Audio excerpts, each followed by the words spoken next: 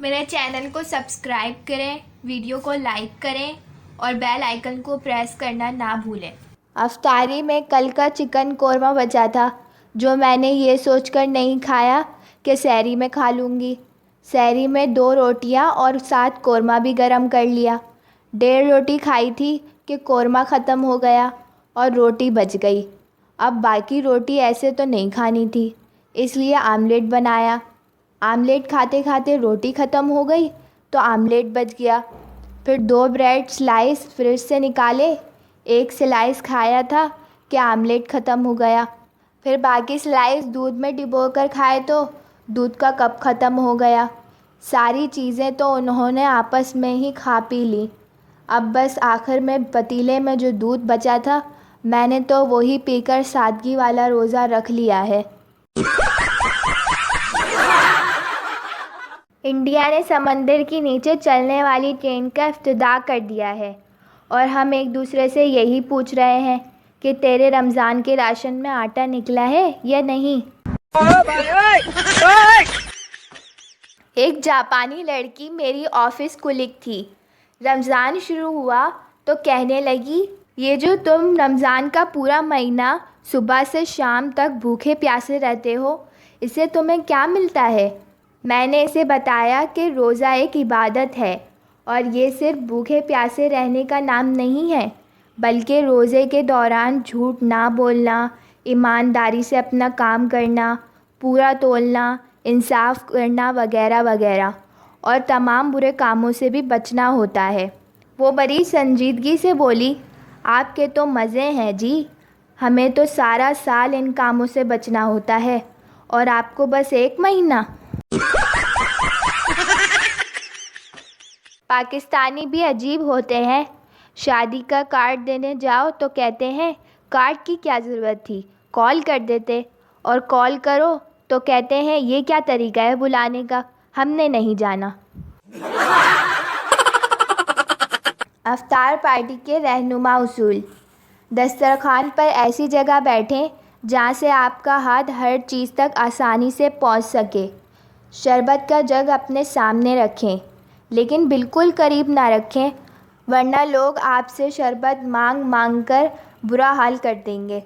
ہر item کے بعد تھوڑا سا شربت پی کر اسے نیچے اتار لیں۔ شربت سے پیٹ میں مزید کھانے کی جگہ بن جائے گی۔ کھجور کی گٹلیاں برابر والے کی گٹلیوں میں ملا دیں تاکہ آپ پر زیادہ کھجوریں کھانے کا الزام نہ آئے۔ اٹھنے سے پہلے اطمینان کر لیں کہ کوئی چیز بچ تو نہیں گئی۔ کل میرے گھر میں چھوٹی سی افطار پارٹی ہے، آپ سب کو آنا ہے۔ اس پارٹی میں پکوڑے، سموسے، چکن بریانی، مٹن مسالہ، شاورما اور کولڈ ڈرنک کے نقصانات کے بارے میں بتایا جائے گا۔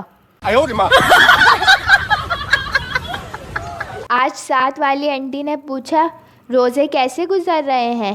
میں نے کہا ایک ایک کر کے۔ اب اس میں غصے والی کیا بات تھی؟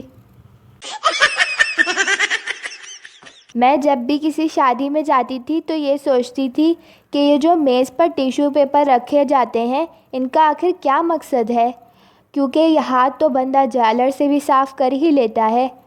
پھر جب میں نے ایک آنٹی کو فریش فرائی کے پیسز ٹیشو پیپر میں لپیٹ کر پرس میں ڈالتے دیکھا تو مجھ پر اس راز سے پردہ اٹھا۔ گجرانوالہ والوں کو بھی گورنمنٹ آٹے کا تھیلا دے رہی ہے، حالانکہ وہ سحری ٹائم 12 پراٹھے، 1 پرات دہی کی اور باقی سب الگ سے کھا جاتے ہیں۔ پہلے شہزادیوں کی طرح بٹھا کر افطاری کرواتے ہیں، پھر سارے گھر کے برتن دھونے کے لیے دے دیتے ہیں۔ اگر آپ کو سحری کرنے کے بعد سینے میں جلن محسوس ہوتی ہے یا ہاضمہ خراب ہوتا ہے تو اللہ کے واسطے کم کھایا کرو، سحری ہوتی ہے، ولیمہ نہیں۔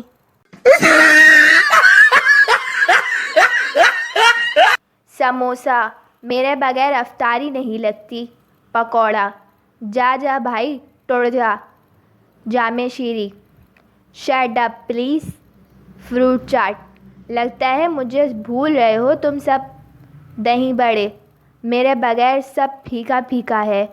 لے کھجور، آواز نیچے تم سب کی، اوکے؟ ساری رات جاگ کر سحری کا اور سارے دن سو کر افطاری کا انتظار کرنے والی قوم کو سلام ہے۔ میرے چینل کو سبسکرائب کریں، ویڈیو کو لائک کریں اور بیل آئیکن کو پریس کرنا نہ بھولیں۔